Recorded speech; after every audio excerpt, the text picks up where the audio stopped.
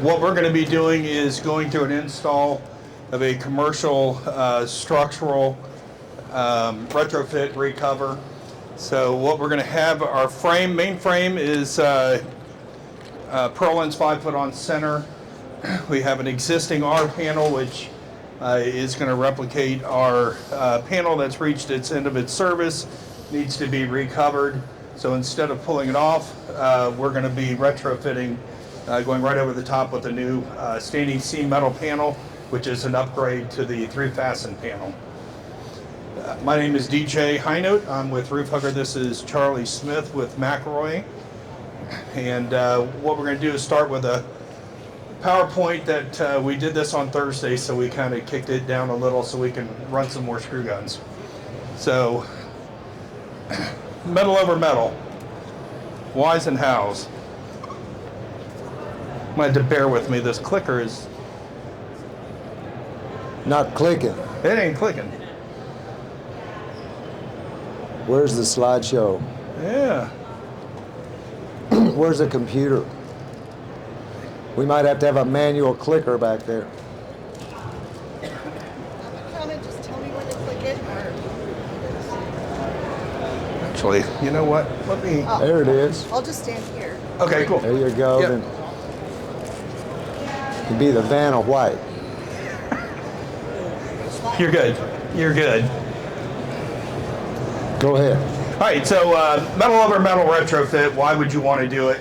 Well, the first thing you got to do, and really the only thing, is look at the market out there for it. As you can see, there's been multiple studies done. There's over 24 billion square feet of roof out there that is over 25 years old. So they're getting ready to to have a new roof. So that's the recover business.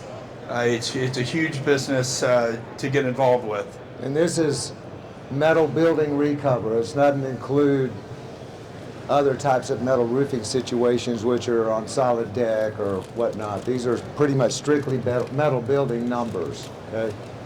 It's an enormous amount. And I'll just say from my experience, I do probably 5 to 1 recover versus new construction.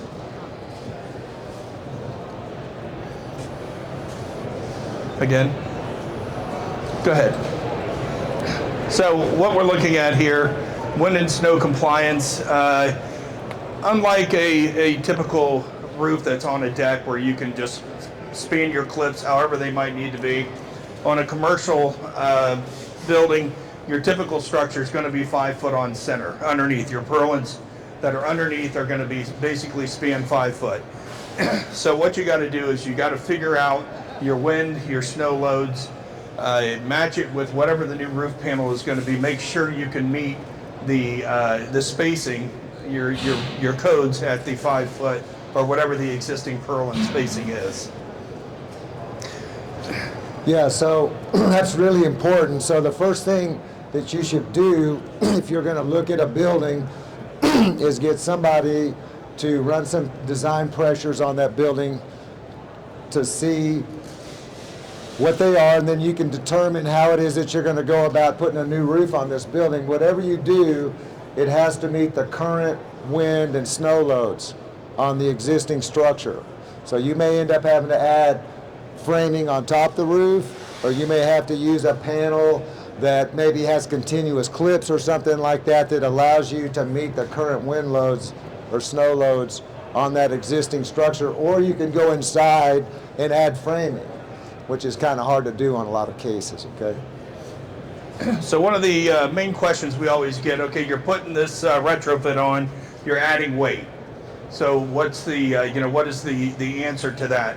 Well, number one, the International Existing Building Code does have an exception allowing 3 pounds per square foot to be added on a recover of a roof. The typical recover, huggers, new panels, insulation, Charlie, correct me, I'm guessing 2.5 pounds. Somewhere between, a recover is going to put, let's say, somewhere between 1.5 to maybe, It'll bump 3 pounds if you're, depends on how much insulation that you're going to put in there. But generally, we're seeing stuff coming in between 1.5 and 2.5 pounds per square foot, which is under that 3-pound threshold. Now, I will say, if you have any inkling that the structure may have any kind of deficiencies, such as if it was a warehouse designed originally and now it has mechanical hanging from it, you need to get an engineer to do a structural analysis, but the existing building code does allow 3 pounds. Getting back to what Charlie was saying about running the wind loads, snow loads, what you're looking at here is the diagram on your left, my right, is showing old code 2016 below. So what you're looking at is the corners. You can see your different zones. Your corners are going to be your high wind zones. Then you're going to have edge zones. And then you're going to have the field zone, which is the middle of your roof, which is where you're going to have the least amount of wind uplift pressure. The diagram to my left is the actual new code. So you can see what they did. They really helped us out and made it much simpler. Well, yes, if you'll go back, Renee, please. So what they've done here is now they've added multiple zones, changed the corner zones. You have ones, you have 1 primes, you have 3s, you have ridges, you have 2s. So they made it very difficult. So the important thing is to find out what your municipality, your state code is and what they're following. So you're going to have 2 different basic types of roof systems that are going to be installed on a metal building. You're going to have a screw down panel like an R panel like we've got here, or you're going to have a standing seam. The standing seam is probably going to be a 3-inch tall trapezoidal standing seam like we're showing here, 3-inch by 24-inch wide, or it's going to be like a 2-inch vertical seam. You can see we've got these panels installed 3 different ways up there. We've got the one on the far right, that panel's installed where it's laying flat down on the purlin. The next panel in the middle is installed with a low floating clip. A low floating clip means that it's holding the panel up 3/8 of an inch. The panel on the left is installed with a high floating clip. That panel is installed where it's floating 1 inch to 1 3/8 inches above the purlin. If you're looking to retrofit an existing standing seam, you need to figure this out first. What is it? Is it a high floating seam? Is it a low floating seam? Is it a no float? Okay? You need to understand that because that's going to determine what your best path forward is to retrofit the roof, and maybe your only path forward. You don't want to figure it out later, because if you're figuring it out later, it may end up costing you an extra 10% to do the retrofit, because you have to have a proper connection back to the structure, and you're not going to get, if that panel is floating above the purlin that high, you're just not going to get that direct connection there. You're going to have to use a special setup in order to do that. So I can't stress that enough. And then the easiest way, if you can't get to the bottom side, I mean, you just drill a hole right through the panel right next to the seam and bounce the drill bit off the purlin and figure out how far that goes in, and that'll tell you what the offset is. So you need to know the offset on the standing seam existing. Yeah, that's a very important part. When you're doing a commercial recover, knowing what the existing panel is and how it's installed is imperative. So here you're looking at some of the different structural panels. Charlie alluded to the one on the upper right is a 2-inch vertical standing seam. Similar to this, but this is a snap lock, will not work on a open framing situation. However, it is a seamed, mechanically seamed lap. So you got basically, if you're wanting to put a new roof on top of a metal building and you're attaching the purlins 5 feet on center, you're only going to use a structural standing seam. If you're going to thinking you're just going to put some kind of a snap down panel over open purlins, you're not thinking correctly. You have to have a structural standing seam that's designed to span open purlins 5 foot on center and be watertight. Not a water shedding roof, a watertight roof, which is either going to be a double lock standing seam, possibly a single lock standing seam, and it can be a 3-inch tall trapezoidal panel. It can be a 2-inch tall vertical rib panel, or it can be one of these symmetrical T-shaped panels. Any of those are acceptable. The trapezoidal panels are going to be the least expensive panel to put up. They're wide, they're high, they've got good wind uplift, they've got pretty good wind uplift, but you never want to use one of those trapezoidal standing seams on a job that has hips or valleys. You want a problem? You're suicidal? Put a trapezoidal standing seam on a job with a bunch of hips or valleys, and you're going to have some just king-size problems, okay? So you want to make sure that if you've got hips or valleys, you're using a vertical rib panel. The trapezoidal panel and the vertical rib 2-inch panel up there, they have a double folded seam. The T-shaped panel costs more money, but they give you the advantage.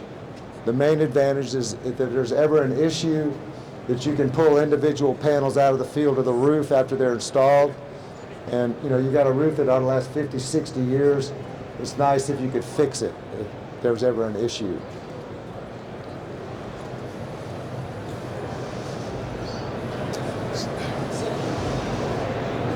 All right.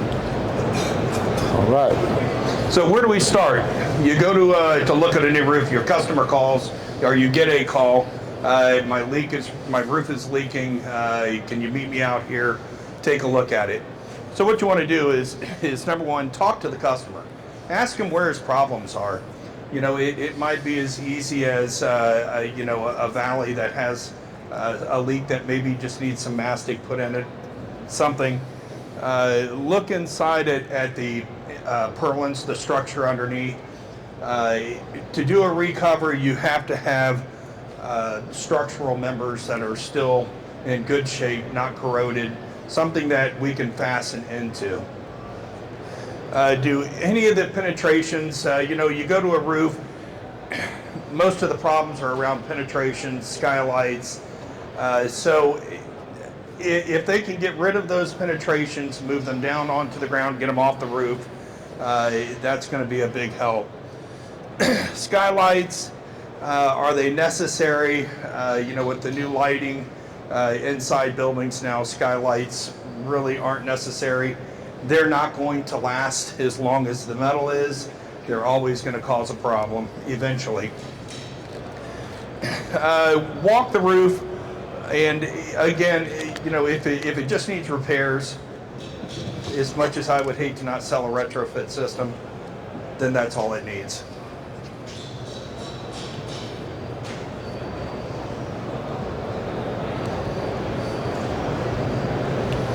So recover or replace.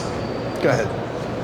So there's a number of, you have a choice, and I find that the majority of the time, the customer thinks, I want a new roof and I need you to take this roof off and put a new roof on. When the fact is, I'd say a very high percentage of the time, let's say 70% of the time, a recover is probably a better option for him. So a big deal, so these are the decisions that, that I would make if I went to go look at a place. First of all, you go inside the building, and is all the insulation hanging down? So here you go. I mean, if it looks like that, There's a pretty good chance you want to take the roof off, right? Because unless you're going to get under there and cut all the insulation out, right? That's going to be a big deal. Another issue is that is the existing roof a screw down R panel, and then you want to go back with a standing seam with no exposed fastener. So you want to, take the exposed fastener off and put a standing seam on. Well, guess what? there's a really good chance that that R panel is holding the building square. Right, so you take an R panel off and you put a floating standing seam up there, and you're liable to have that happen to your building while you're doing this, and then you're going to be in big trouble. So generally an R panel is always best to leave it in place because it's doing its job. You can go over the top of it, and the structure remains intact. Okay, that's really, really important. So now we're going to hit on, one is disruption of the occupant. Obviously, when you pull a roof off, whatever's underneath is exposed, and whether it's an office building or even a warehouse where things are being stored that need to be out of the weather. So that's a big one, to make sure that you're not. Rusted purlins, we talked about that. You get this, you're not going to be able to screw into. There's no structural stability at all. So sometimes you can replace purlins from the underside, but most of the time you're going to have to get the roof off in order to replace a purlin. So most of the time when you see this, purlins like this are going to be at the eaves where that water's coming down and the insulation has been soaking it up. So there are times that you can go in and perhaps, if you only have 1, 2, or 3 members in a whole building, replace just those members, and then you can recover it. This thing. So, is the existing panel foamed? You're not pulling that off. So the only way to do anything with this is to recover it. And to recover it, really the only thing you need to do is get down to the purlin. And we're going to go through multiple ways of actually recovering. Here's a notch Z, but we're going to go through other means to do it. So this is what you need to see. As soon as you see it, you're not going to get this off. You're not getting to the screws. And you're going to create a pile of foam so big you'll never imagine. So is the roof coated again? Vanna? What's going on? So if you'll hit it for me one more time. So here you got an R panel roof. Obviously every lap is leaking, every screw's leaking. So every screw's been coated. It's going to take you forever to get those screws out and get them off so you can replace it. So this is a situation where you'd want to do a recover. Height issues. So kind of, this is not the best picture, but if you have equipment, curbs, or perhaps a parapet wall, obviously when you do a recover, you're raising the roof height. So if you get to a point where it's being raised to where it just is over and above what is allowable. And we see that issue, if you got some gigantic curb up there that there's no way you're going to pick up and move to raise, then you're probably going to have to tear the roof off. If the curb that's set is already too low, because you're going to be coming up like 4 inches, right? So you're going to have existing 12-inch curb to end up with 8. Most likely you got an existing 6-inch curb, and then you got nowhere to go. So you got to be really conscious about the height issues as you're talking about doing a recover. I see it mostly with curbs and then window walls at the top. If you got a clear story or something with windows up there, that they're always way too low to do a recover. Yep. Weight issues. We talked about the added weight of of a recover system on the roof. If it does get past that 3 pounds or it becomes a problem, there are ways to overcome that. So here's a situation where there was some testing done to see how much capacity can be added using a notch Z part. So that test basically took purlins in a multi-span situation. We crushed the purlins. We started adding, they started adding notch Z's, and then kept crushing it to see how much capacity was being added. So there are ways to overcome that. There's kind of what happens, and this is very interesting. When I saw this picture, typically people think when you push down on these purlins, they fail out in the middle. Actually, what happens is they crunch over the frame. It was an interesting picture when I saw it. All right, go ahead. So here's a example of what Charlie was saying. You had a screw down roof. They wanted to replace it, realized that the diaphragm action of the building would be shot. So the only option was to go over it with a recover. Go ahead. Go ahead. So a big part of this stuff, the energy code, current energy code says that if you remove an existing roof and you replace it, then you have to bring it up to the current energy code.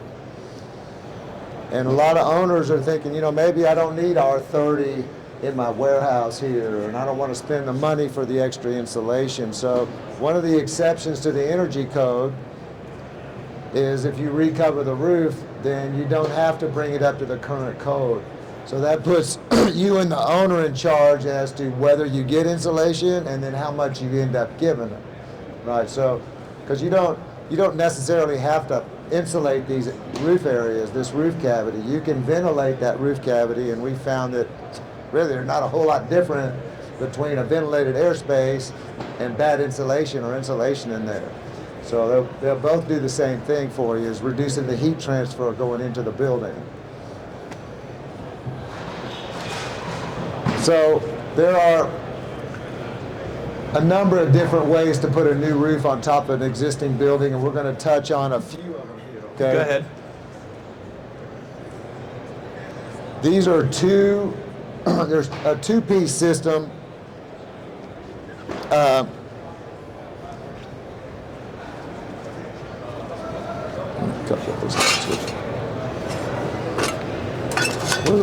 are those little ones? This is a two-piece system. What we're showing up here are two. Yeah, this is what I want. We're showing two systems up here. We're showing one of them is a hat spacer, which looks like this, and that hat spacer sits down on top of the existing roof panel, right over the purlin. It can be in the middle of the panel. It can be over here. It sits like that. And then you got another one, generally 4 feet apart. And then you're going to put a 16 gauge hat section on top of those. That's a two-piece system. These two-piece systems have a lot of advantages to them. The hat-shaped spacer is a lot more stable than a Z-shaped spacer. I used to do a lot of the Z stuff, and then I found that just the stability of the Z is not quite as good, especially in high snow load areas or high wind uplift areas. This shape here is very stable, okay? These things really only work, they work the best when the engineering says that you can install them like 4 foot on center. 4 foot on center on these things, and then a hat section. That's very economical, fast, easy way to install one of these jobs, okay? The downside to these systems is all you're doing is adding weight. So if the owner's concerned about the capacity of the purlins, or if there's been an engineering report saying that you don't have the capacity, you have very little capacity, excess capacity in the system, then this is probably not your best way to go. But if you want something, you know, it's pretty fast, it's easy, and then you can use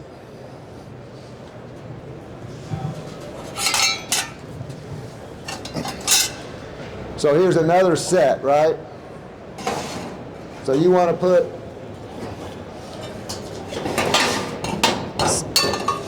6 inches of bad insulation in there. then there you go. You got a nice room for 6 inches of bad insulation, okay, without a whole lot of extra money. So these things have a lot of advantages, but they're only adding weight to your roof, okay? Next. So we just went over those. Go ahead. All right, go ahead. So you have a grid system. This is where you have hats similar to this, but they're spanning purlin to purlin all the way up, and then you have intermediate hats that are going across. Now there are systems, people that have run an entire roof with this hat over hat system. It is expensive. You got a lot of steel, you got a lot of parts, a lot of pieces. However, if you remember when we were on the slide that showed the buildings and the codes in the corners, this is a way that we can meet wind loads and snow loads. So if you have an existing, or your new roof panel will not meet the wind or snow loads at the existing purlin span, this is how you can split that, move the clip spacing or screw spacing in to meet codes. So this is real common. Pretty much any building that you do, it has an existing 5-foot on center purlin spacing, you're going to have to do something to increase the wind uplift capacity of the roof in the corners, because any system using individual clips is not going to meet the wind uplift in the corners, and you're going to have to either do a grid system in the corner, or you're going to have to maybe do continuous clips, or something's going to have to happen in the corner zones, and it might be the whole edge zone, it may be the whole roof. But if you got existing 5-foot purlin spacing, you just got to think something's going to happen in the corners different than what's there now. And when people try to do this as a whole roof and a whole system, the disadvantage is obviously you have a lot of components, you've got a lot of labor, and you're adding weight. But it is the way to meet the wind loads or snow loads.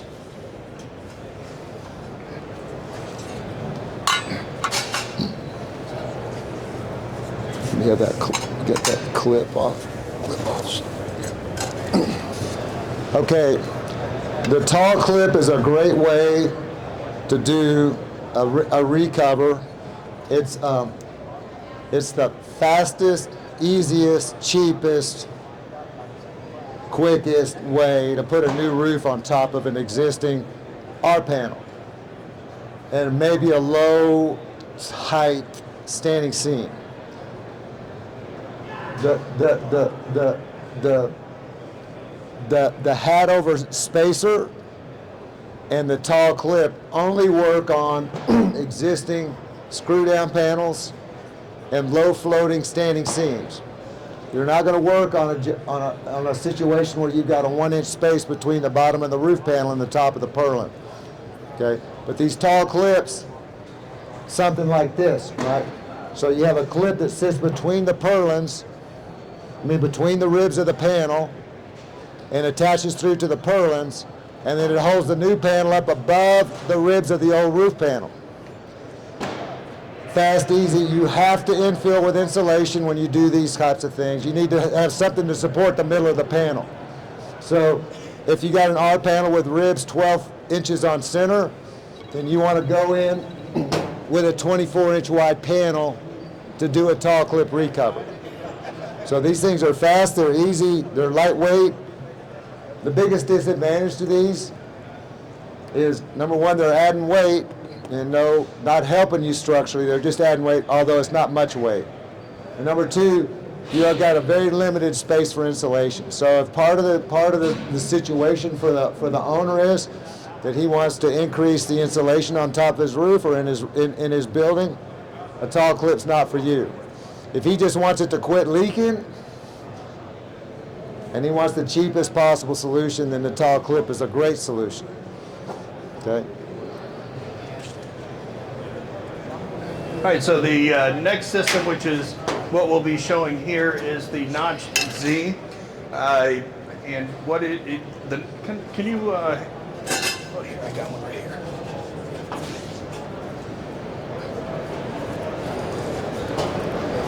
So what you have is a Notch Z, and basically they're designed to be notched to fit any existing metal roof panel. and designed to screw right into the structure. So again, if you have corroded purlins underneath, it's not going to work. You can see in the diagram here, it can be notched to fit standing seam, R panels. The height can be adjusted. You can see here, we have a 4.5-inch tall part going over an R panel. It can be as low as a 2-inch tall part. If we need to add insulation, it can go up to, I would say probably 8. After that, there's other systems to get you taller for insulation. The other benefit of a Notch Z is it will add capacity to the existing purlin. When you screw this in, you're basically extending your existing purlin and tying it together.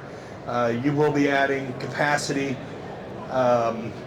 It's really one of the only systems I think that It's a huge deal.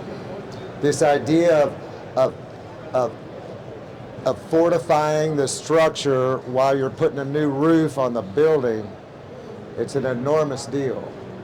And so there's been a lot of testing done on this in the last couple of years, where you can now know exactly how much additional load carrying capacity that you're adding to those purlins.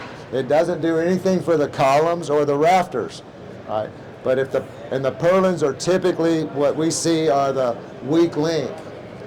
So, but if you can take an existing purlin and add 4, 6, 8, 10 pounds per square foot to the capacity of the building, it's an enormous deal. So this is really, it's kind of helped change my, personally, I really have started focusing on this idea of structural enhancement while I'm putting a new roof on.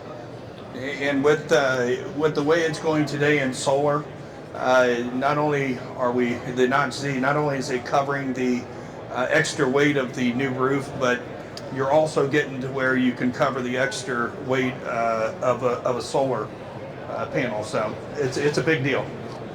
So just for example, let's go back to that picture that we had up, okay? So this is the typical Notch Z for a R panel. It's a little under 2 inches tall. And what we've seen is maybe putting one of those on a typical building, you might add, 2-3 pounds? Yeah. Maybe you might add 2 or 3 pounds per square foot of additional capacity to a building, right? This thing's 4.5 inches tall. And then you do that, then you're talking about really adding capacity. Mm-hmm. We've seen 8, 10, 12 pounds per square foot added by putting a part like that on there. So it just changes the whole dynamic. So you give them a lot more insulation, but you're really increasing the capacity of their existing building when you're doing this. Go ahead. So obviously, when you're doing this is a solid piece of steel. It is going to be more expensive than a clip system or a hat over hat. When you can space the hats 4 feet. Now I believe, Charlie, you can correct me, once you start those hats, if they have to start getting into 2 feet, your little blocking hats, then you're not saving much money. You just got additional parts that you're having to put down. Correct. The other disadvantage to a Notch Z, so as you can see, the notches are designed to fit over the ribs. So it's imperative, it has to have information exact of dimensions of the existing panel. If we get dimensions and the Notch Z gets sent and it doesn't fit, it's an awkward boat anchor at best. It's on you, right? Right, go ahead. So Charlie's favorite. Yeah, the old the hat and scat. Let's get this off here, please. So the hat and scat. This is where you take a hat section and you set it on top of the ribs of the R panel, and you screw it down to the purlin, okay? There's a couple of things wrong with that. Is number one, an R panel is not designed to support a new roof. When you screw that thing down, you're probably going to pull the ribs of that R panel out of whack. And then you don't have enough room on the top of the Z purlin to put the hat section on, so now you're going to have two screws. One row of screws is screwed into a 26 gauge R panel, and one row of screws is screwed into the purlin. And they call it the hat and scat. So when you install the roof over the hat, you got to scat out of there, get your money and scat out of there before the roof blows off, okay? Another thing that happens a lot, and a lot of people do this, is put single ply on top of a metal I've been building. hearing a lot of that at this show. Yeah, I mean, it's a huge deal, and it's, you know, and all the single ply guys, they're all over this business, all right? But something you ought to understand is a metal building is designed for a metal roof that channelizes the water, that ensures that they have equal loading across the entire structure. Okay? The code, the allowable deflection on a purlin is completely different than the allowable deflection on a bar joist underneath a single ply roof. So your typical assembly for a low slope roof is going to be a bar joist with a steel deck with ISO single ply. And that bar joist is going to level out once all the dead loads are applied to it, so that you got a smooth, flat surface up there for the water to flow on. A metal building purlin is run straight. When it's installed, it does that. And so when you put a smooth surface roof on top of a, back up one slide, please. When you put a smooth surface roof on top of a metal building, then the water naturally is going to run mid-span of the purlins as it's going off of the roof. So then this particular job is the most critical and the most, you know, the one most apt to have a problem, because now you've got a parapet wall around the building. This job had about a 250-foot run from eave to the ridge with an internal gutter. The internal gutter was leaking. The panel inlaps were leaking. So let's just cover, let's infill the gutter. Let's put scuppers out the wall like we would on a steel deck with ISO, right? Well, this is a purlin job. So, one slide. So you're taking this top picture. That's what the design of the roof was for. An internal gutter that was catching the water, and off it goes.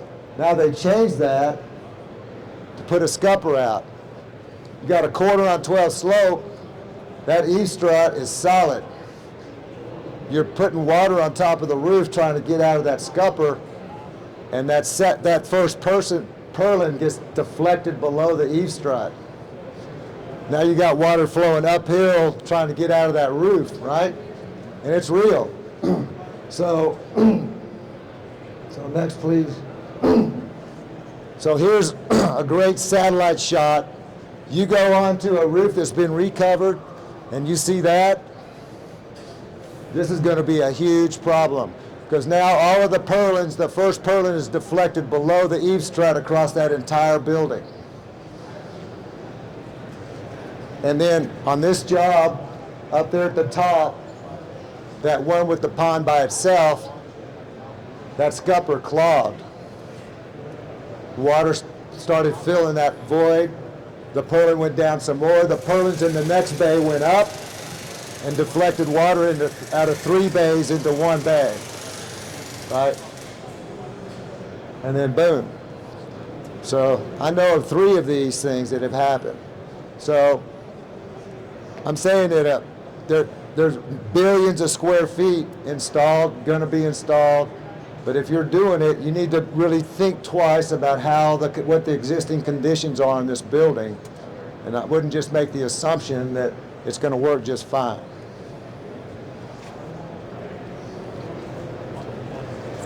So what we have here is different ways to insulate and or ventilate. What we're going to be doing here today when we're doing this recover is using ISO board but you also have the option of fiberglass, and as Charlie mentioned, ventilation of the cavity.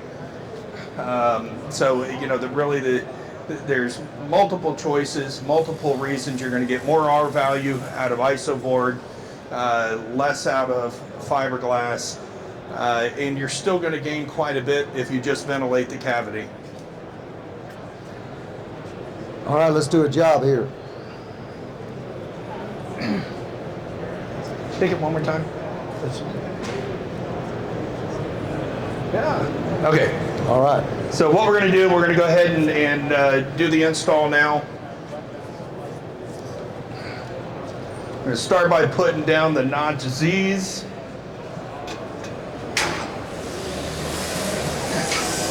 So typically the install is going to be 2 fasteners per foot. So people always, question that people always ask is how quick can these go down? Well, how quick can you put a screw in a purlin? Especially when the holes are pre-drilled. Yeah.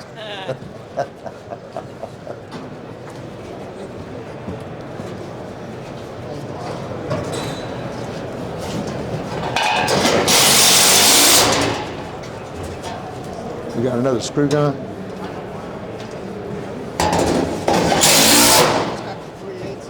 Okay. You notice these purlins are pointing uphill. Purlins always point uphill. You don't point them downhill.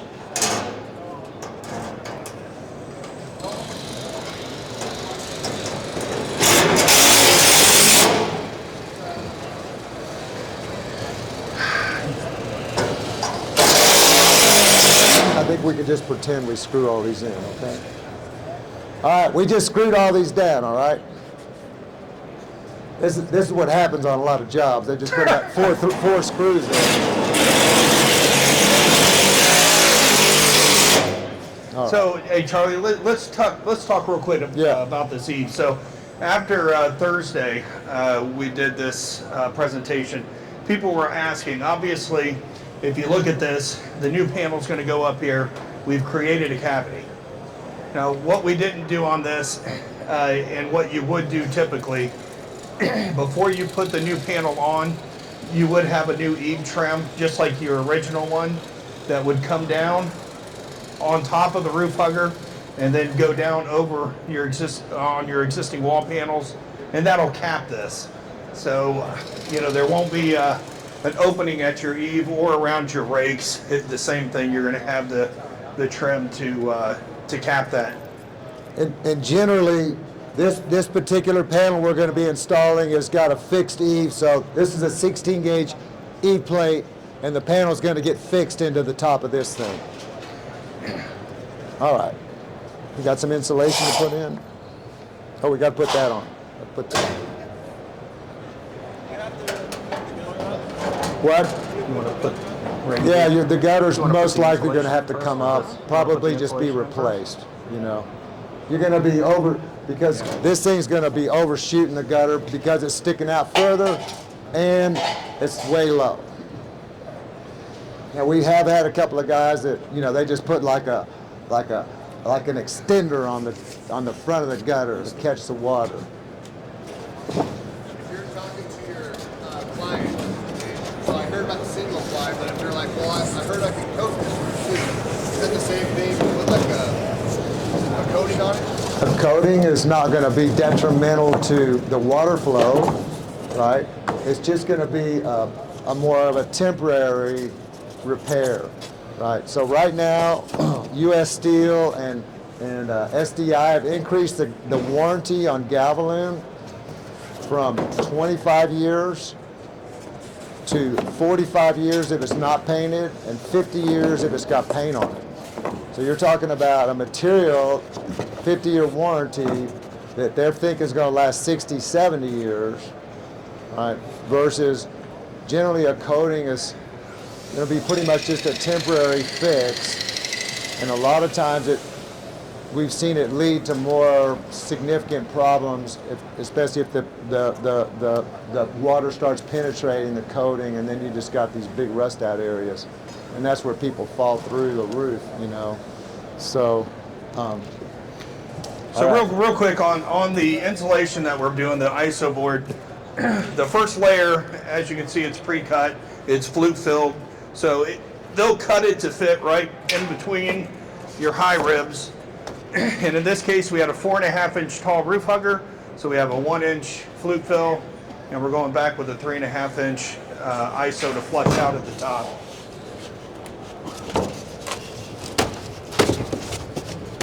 So this is like a total Cadillac install, right? Most of the time you're getting, like, you can do a ventilated airspace. Most of the time this gets done with bad insulation, unfaced bad insulation that fills the cavity. But you got an owner that really wants the best possible scenario. Here's R26 ISO, and then normally you go over the top of this whole thing with ice and water shield, and then you're just, it's like the best possible scenario. And then you've got a, you know, significant increase in the load carrying capacity of the purlins while you're doing this.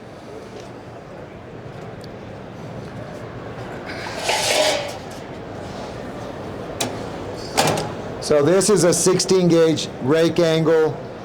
You're always going to have something to connect the top of the notch Z purlins. You've got to connect them along the gable. So 16 gauge angle is what you normally would use in this condition.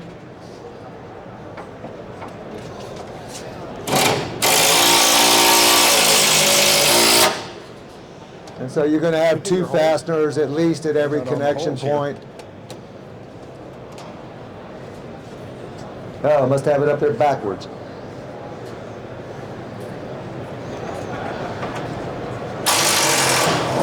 Is that what happens when you pre-drill? That's what happens when I pre-drill everything.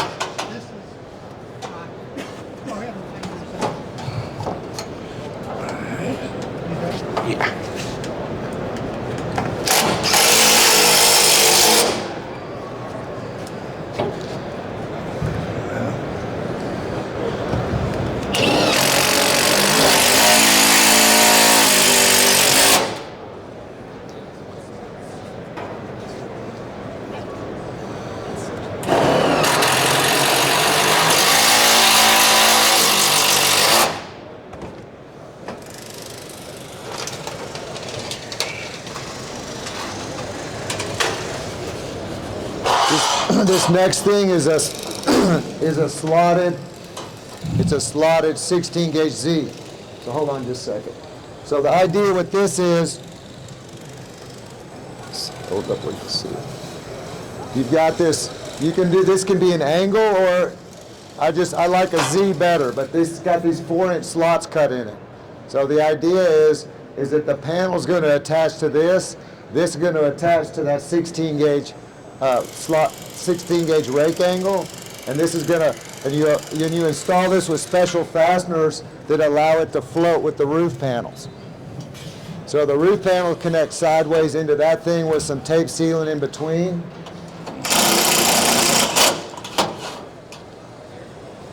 And the fasteners that we use are called a shoulder tech, and that allows this slotted rake angle or slotted rake Z in this case. Yeah, so it allows it to just float as it needs to.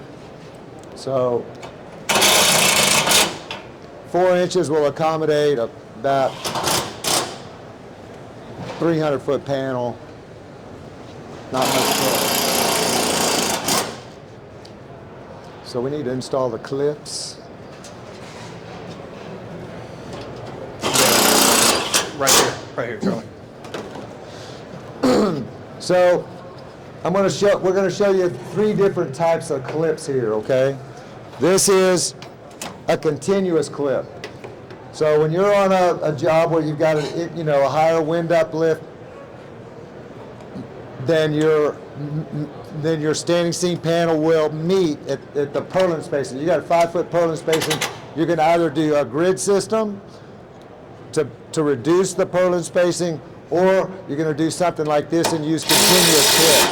A continuous clip will increase your, we see like triple the wind uplift capacity of the roof system. So continuous clip generally are going to be, all the people that make symmetrical standing seam panels, these T-shaped panels, use a continuous clip. They're a lot more difficult to do with like a 2-inch double lock panel, but they certainly can be done with a 2-inch panel. Okay.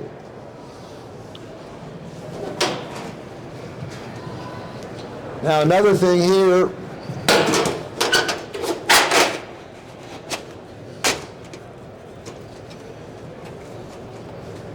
come on down a smidge here. Thank you. Okay. All right. So next panel. So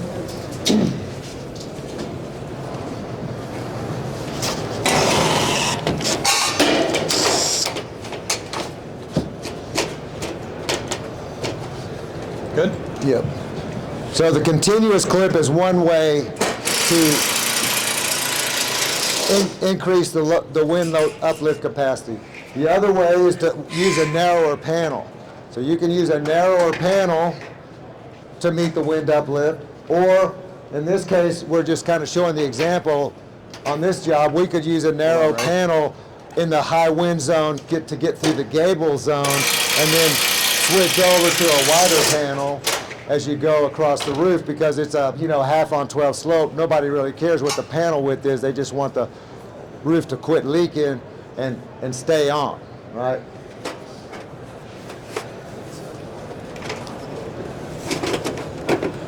This is a two-piece symmetrical panel that has, it's a two-piece symmetrical panel.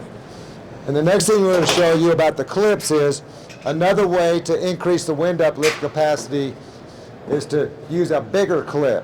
You don't have to use the same size clips everywhere on the roof. And so a bigger clip, a longer clip, is going to grab more of the panel seam, and that's going to increase the wind uplift capacity again. So instead of a continuous clip, you got, so this would be like a normal size clip, and then this is going to be like the super duper clip. So you just got to pull out everything you can to make these things work for the most economical.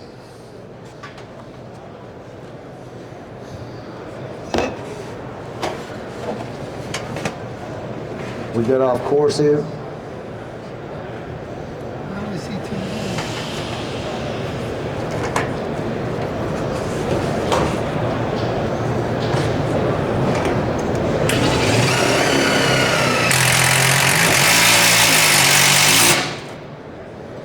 Well, you think you got it all right, and then you don't, and you have it.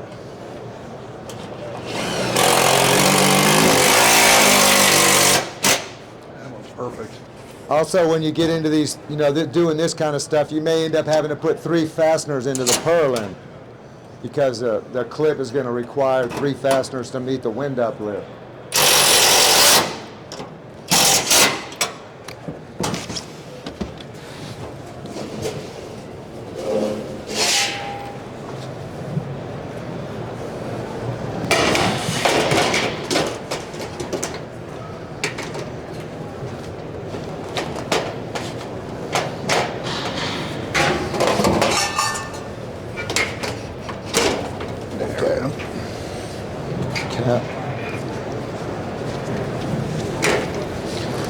Hold on a second.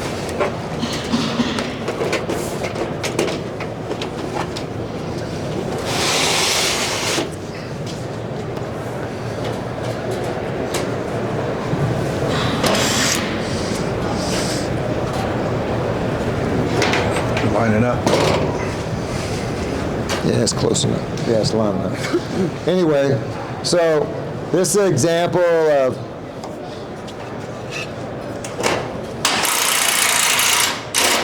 recover using a structural standing seam panel, different types of clips that are available, the idea of using polyiso and maybe a taller member to increase the wind uplift capacity and add more insulation. You can add ice and water shield to this system. You can, once you get into this type of system as well, since you're doing ice and water shield, you could do a hooked on eave detail as well. The issue with this particular system is that you're not going to fit a clip on the eave, and you're going to have to screw the eave down, right? If you use a different roof panel, then you might be able to put a clip at the eave and hook the panel on. But you only hook it on if you got ice and water shield.